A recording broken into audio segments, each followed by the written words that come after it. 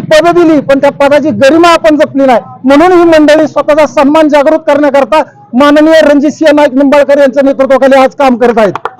आणि याला जर आपण दहशत म्हणून जर तालुक्याची फसवणूक करणार असेल, शहराची फसवणूक करणार असेल तर जनता तुम्हाला नाकारल्याशिवाय राहणार नाही, एवढं पण मी तुम्हाला छातीटोकपणे ठाम सांगतो।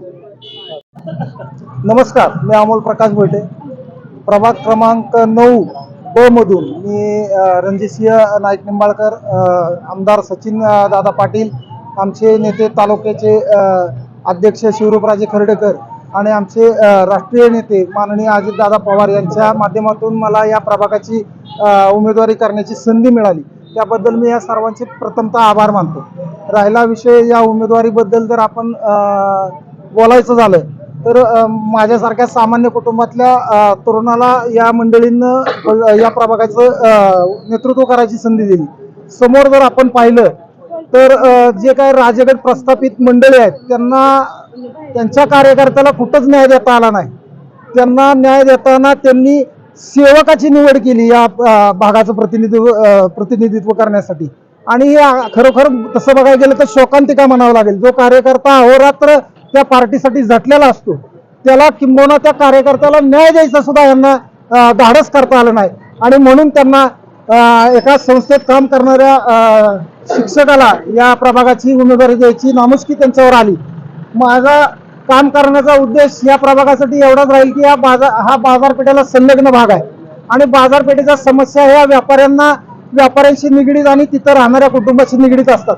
विशेषतः या भागात पार्किंगची सुविधा असेल, पाण्याचा कमी दाबाने होणारा पुरवठा असेल, वीज असेल, त्यांचं या व्यापाऱ्यांना संरक्षण असेल, अशा पद्धतीची जी काही कामं आहेत, मूलभूत गरजा आहेत, आणि विशेष करून या भागाला जबरेश्वर मंदिराच्या माध्यमातून 200 मीटर पर्यंतचे कन्स्ट्रक्शन रिस्ट्रिक्शन्स आहेत, त्या संदर्भात आम्ही निश्चित माननीय खासदार रणजितसिंह नाईक निंबाळकर आणि आमदार सचिन पाटील यांच्या नेतृत्वाखाली आम्ही या अटी शिथिल करून त्या सगळ्या पुरातत्व विभागाच्या कार्यालयाचं तिथं आम्ही मागणी करणार आहोत, जेणेकरून या भागात राहणाऱ्या रहिवाशांना त्यांचं स्वतःचं घर बांधताना कुठल्याही सामाजिक लिगली अडचणी येऊ नयेत यासाठी आम्ही 100% प्रयत्नशील राहणार आहोत।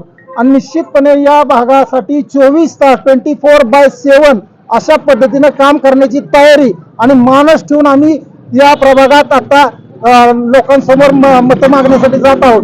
तर निश्चित आम्हाला या प्रभागातील सर्व माननीय जनता जनार्दन माझ्या माय भगिनी या आम्हाला मतदान करून बहुमताने निवडून देतील, आणि मी तसे त्यांना आव्हानही करतो की माझ्यासोबत राजे महबूब मेटकरे, नगराध्यक्ष पदाचे उमेदवार माननीय शमशेरसिंह नाईक निंबाळकर, त्यांचं चिन्ह आहे कमळ, आमच्या दोघांचं आहे घड्याळ, तर 2 घड्याळ आणि 1 कमळ अशा चिन्हावर आपण मतदान करून आम्हाला बहुमताने विजयी करावं, एवढेच बोलतो, थांबतो। जय हिंद, जय महाराष्ट्र। दहशत म्हणावं तर दहशत नेमकी कशाची असते एवढं तरी त्यांनी एक्सप्लेन केलं पाहिजे।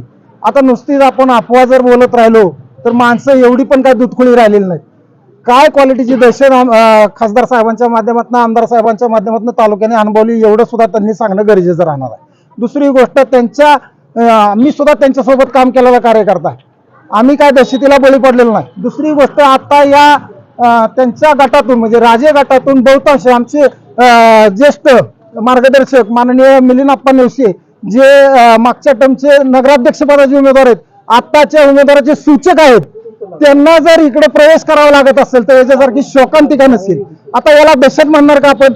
आमचे मित्र आहेत बाळासाहेब मेटकरी, आमचे दुसरे ज्येष्ठ मार्गदर्शक आहेत फिरोजभाई शेख, रामभाऊ मदने असतील, राजाभाऊ शिरतोडे असतील, असे असंख्य नाव, भैया पवार असतील, असे असंख्य नावं तुम्हाला या भागातली घेता येतील। विशेष करून आता आपण तो प्रश्न विचारलाय म्हणून आता तुम्हाला मी एक्सप्लेन करतो की ही मंडळी सन्मानाने वागणारी मंडळी आहेत, यांना आपल्याला योग्य वेळी योग्य सन्मान देता आला नाही। आपण पद दिली पण त्या पदाची गरिमा आपण जपली नाही, म्हणून ही मंडळी स्वतःचा सन्मान जागृत करण्याकरता माननीय रणजितसिंह नाईक निंबाळकर यांच्या नेतृत्वाखाली आज काम करत आहेत।